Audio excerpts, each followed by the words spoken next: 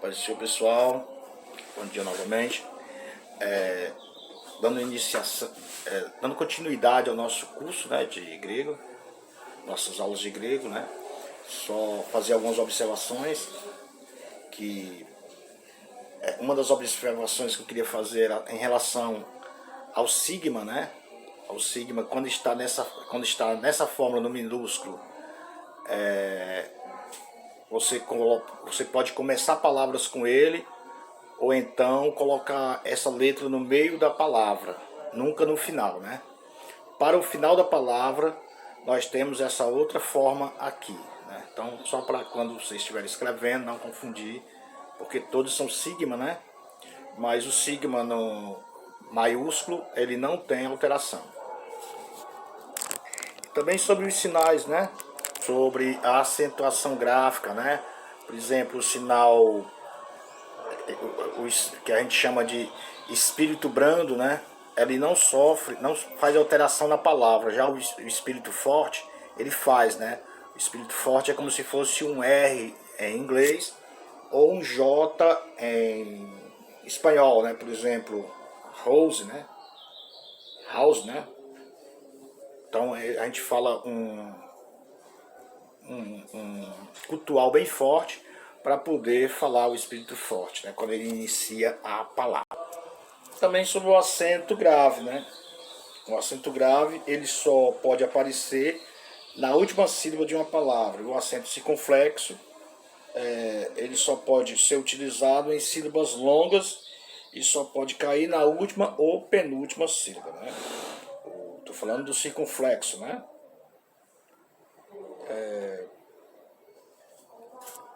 Já falei sobre a aspiração branda e a aspiração forte, né? Que é o espírito forte e o espírito fraco, né? Que a gente chama em algumas gramáticas. O trema significa dizer que duas vogais juntas não formam ditongo, né? E que também se pronunciam separadamente. Bom, acerca dos sinais de pontuação, a gente pode dizer também que na língua grega os sinais de pontuação são 4, né? A gente tem um ponto final, no grego equivale ao ponto final em português, né? A vírgula, no texto grego equivale a vírgula também em português. E um ponto alto. O ponto alto, no texto grego, equivale aos 2 pontos em português, ao ponto e vírgula e também ao ponto de exclamação. O ponto e vírgula, em grego, na língua grega, tem o significado de um ponto de interrogação em português. Então, resumindo, temos as seguintes equivalências quando você for ler um texto na língua grega. O tempo também verbal no grego é diferente do tempo verbal em português, né? A gente tem que ter um cuidado quando a gente for ler em grego, né? O presente, por exemplo, do grego, o tempo grego chamado presente denota uma ação contínua ou um estado incompleto, né? É um estado que ainda está se realizando, né? Uma ação que ainda está se realizando. Isso é o tempo no grego, tempo presente no grego, né? Um estado incompleto. Já o futuro, como no português, indica que vai acontecer, né? Geralmente expressa a ideia de uma ação pontilhar, né? Em alguns casos pode ser durativo esse futuro, né? O imperfeito, né, expressa uma ação que foi contínua por algum tempo no passado, mas já cessou, né? Então, o passado do imperfeito é assim, ele realizou-se em um determinado tempo, mas que atualmente não se realizou mais, né?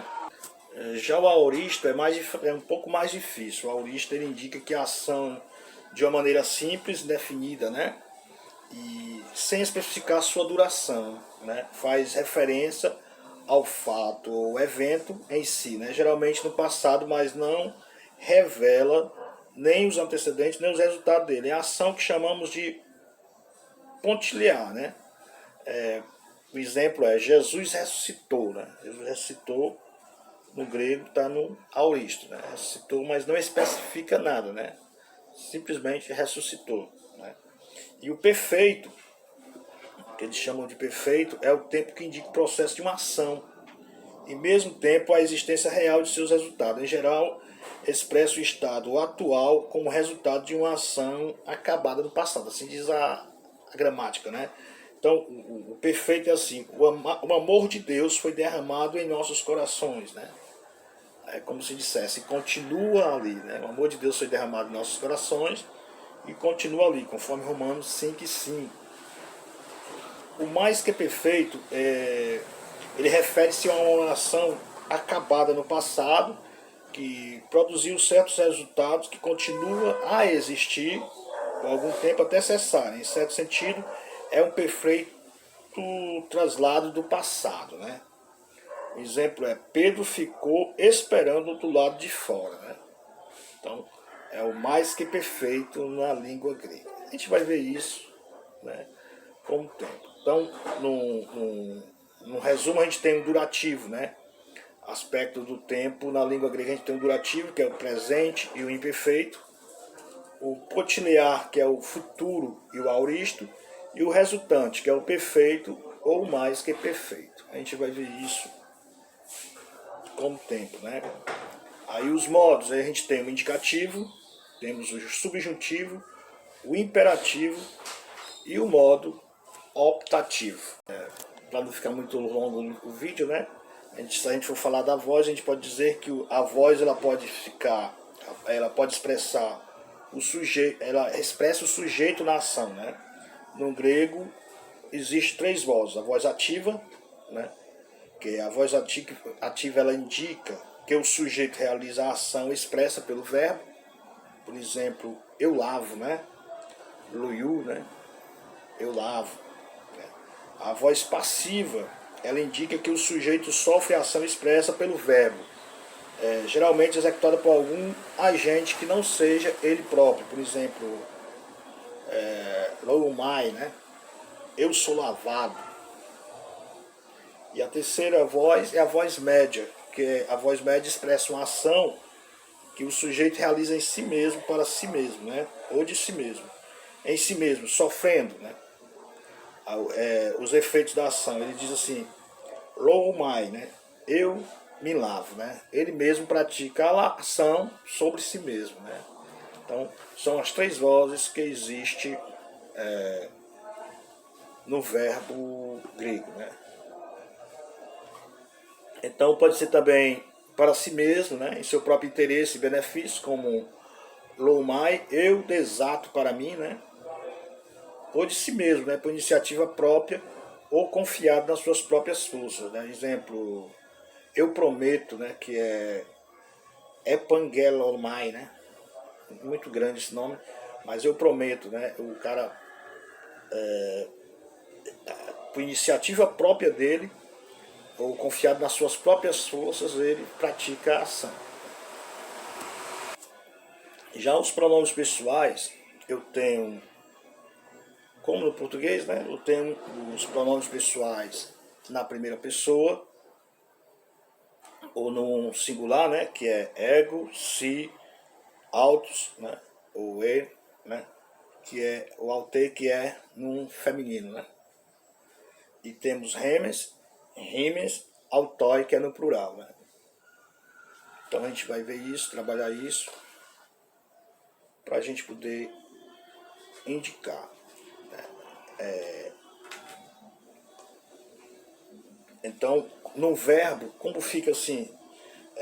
No verbo é um radical mais uma terminação, né? Então, quando você for conjugar um verbo, você pega o verbo, aí você pega somente o radical do verbo e mais a terminação onde ele termina. Então, as terminações também a gente vai aprender para que tudo fique, né, mais claro para nós, para a gente saber pelo menos, quando a gente estiver pegando um texto, o que ele significa, né? Porque o interessante de você saber é para quando você pegar um texto grego, você, mesmo que você não compreenda ele totalmente, sem a ajuda do dicionário, mas no entanto você possa ter noção daquilo, né? E também, lógico, você tem que comprar gramática, para se aprofundar mais você tem que ter um dicionário, né? Você tem que praticar principalmente, porque se você não praticar, você não vai entender. Então, tem umas terminações, que é as terminações em português, né? Em grego. Então, vamos trabalhar esse texto, né? Para a gente se inteirar, para ver se a gente aprendeu já alguma coisa, né? É gu, eime, ropa, imen, rocaros, né? E si romais. Si romaios ein. Não vou dizer onde está escrito, porque se eu der referência fica muito fácil, né? Então você vê, mesmo não pegando a fala, você pode pegar como está escrito, né? Como está escrito aí na forma grega. Você pode, com a ajuda do dicionário, descobrir, né, facilmente. No final a gente diz, né, o que significa. Né? Então vamos praticar, pessoal, trabalhar para que a gente possa entender, né, o texto. Né? Então pratique o vocabulário e pratique o alfabeto. Né? Então Deus abençoe vocês. Tenham um bom dia, uma boa noite, uma boa tarde, dependendo do horário que você ver esse vídeo.